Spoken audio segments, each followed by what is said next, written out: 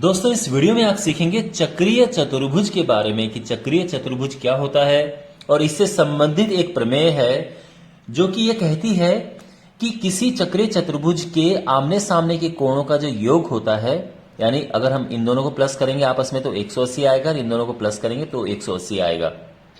इसको प्रूफ कैसे करें ये आप इस वीडियो में सीखेंगे। तो शुरू करते हैं। देखिए चक्रीय चतुर्भुज होता है अगर किसी चतुर्भुज के चारों शीर्ष, चारों वर्टिसेस किसी वृत्त को टच करें तो उसको हम चक्रीय चतुर्भुज कहेंगे। ध्यान रखना इन चारों का इस सर्कल को टच करना आवश्यक है।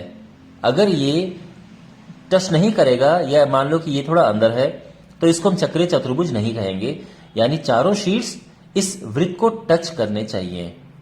ठीक है। और इससे संबंधित एक प्रमेय है, वो ये कहती है कि अगर आप इसको और इसको प्लस करेंगे तो 180 आएगा और इसे प्लस करेंगे तो 180 आएगा। Means angle A plus angle C is equal to 180 degree और साथ में angle B plus angle D ये भी 180 डिग्री है और हमें ये प्रूव करना है। अंडरस्टैंड? तो अब इसे प्रूव करते हैं। देखो माय डियर, इसको प्रूव करने के लिए हम क्या करेंगे कि इसके जो विकर्ण होते हैं यानी डायगोनल, इन्हें ड्रॉ करेंगे। तो इसके डायगोनल मैं ही ड्रॉ कर देता हूं। बहुत ही सिंपल वे है इससे प्रूव करने का ये।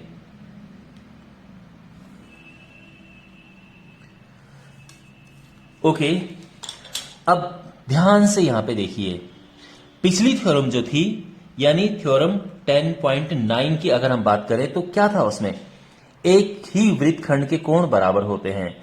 तो देखो ये एक चाप है, ए भी एक चाप है।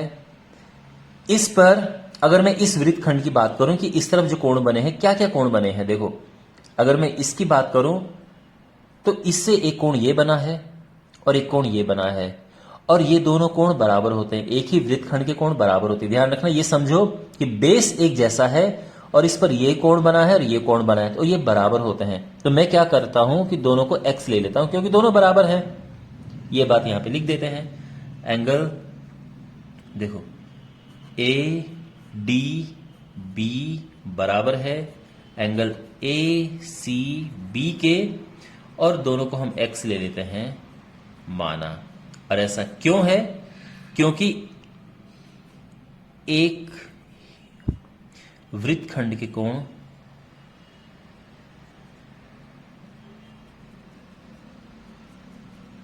बराबर होते हैं।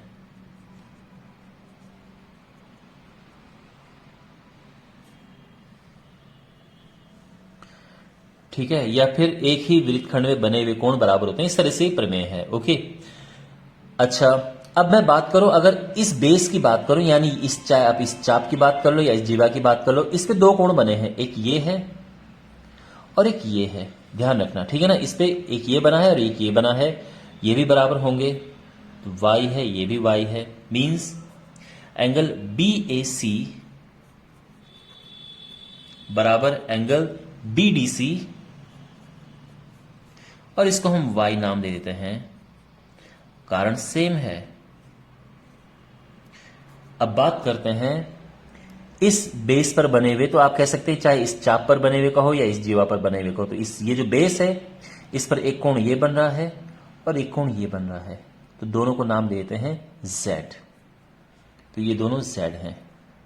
ठीक है, means angle C B D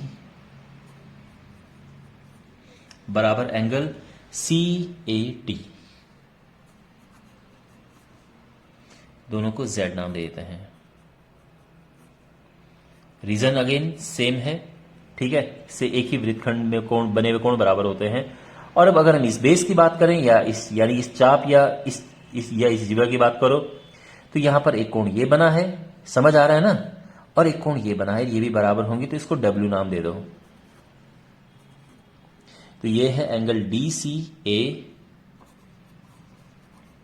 बराबर एंगल डी बी ए और दोनों W हैं। अंडरस्टैंड? यहां तक सब समझ आ गया? ओके माय डियर, नाउ अगर आप नोटिस करें, आप कोई भी एक ट्रायंगल ले लो, चाहे आप ए बी सी लो या सी बी डी लो, कोई भी एक लो, आप क्या पाएंगे? देखो, ट्रायंगल ए बी सी में आप नोटिस करेंगे, देखो किसी भी ट्रायंगल के तीनों एंगल का जो सम होता है वो क्या होता है? 180 डिग्री होता है, यानी this plus this plus this plus this. आगे ना चारों एंगल कवर हो गए, सॉरी तीनों एंगल कवर हो गए, यानी ये एंगल y है, ये वाला जो एंगल है ये है W प्लस जेड, और ये है x, तो ये है, ये 180 डिग्री है। क्यों? क्योंकि इसको हम एंगल सम प्रॉपर्टी कहते हैं, यानी किसी त्रिभुज के तीनों कोणों का योग 180 अंश होता है। ठीक है ना? यहां तक अगर समझ आपको आ चुका है तो इसके आगे भी बहुत सिंपल है। अब आप देखो, एंगल अगर आप नोटिस करें तो एंगल ए जो है क्या है? वो z प्लस वाई है, यानी angle A plus angle C की बात करते हैं। ठीक है ना? इसकी एंगल ए क्या है? एंगल ए है z प्लस वाई, और एंगल जो सी है यह है x प्लस डब्ल्यू। और आप देख सकते हैं इन चारों का जो प्लस है, x plus Y plus Z plus W, ये है 180 डिग्री यहां से। ठीक है? ठीक है ना? भाई ए ये लिखा हमने, सी ये लिखा हमने, और इन चारों को प्लस करके क्या वो यहां से हम देखेंगे। तो ये, अब इसको मैं समीकरण एक नाम दे सकता हूं, तो आप लिख सकते हैं समीकरण एक से। ओके? और अगर हम angle B plus angle D की बात करें तो एंगल B है W प्लस जेड, और एंगल D है x प्लस वाई। और अगेन ये चारों एंगल इसमें आ गए, और ये अगेन 180 होगा। इसका रीजन भी अगेन आप लिख सकते हैं समीकरण एक से, और यही आपको प्रूव करना था, hence proved. Okay, well my dear, मैं उम्मीद करता हूं कि आपको ये समझ आया होगा। बहुत इंपॉर्टेंट है ये, मींस देखो आपके पास क्वेश्चंस बनते हैं इस पे कि एक सर्कल है, इस पे एंगल्स बने हुए हैं, और पूछा है कि अगर ये एंगल मान लो कि ये है 80 डिग्री, तो ये एंगल क्या है? तो क्योंकि इसको और इसको प्लस करके 180 आना चाहिए, तो आप कहोगे कि भाई angle A plus angle C is equal to 180 degree. अब ये तो 80 है, तो एंगल सी अगर हमें पता करना है तो कैसे निकालेंगे? 180 माइनस 80, और ये 100 डिग्री आ गया है। तो इस तरह से क्वेश्चंस इसमें बनते हैं। मैं उम्मीद करता हूं कि आपको ये समझ आया होगा। Thanks for watching, see you in the next video.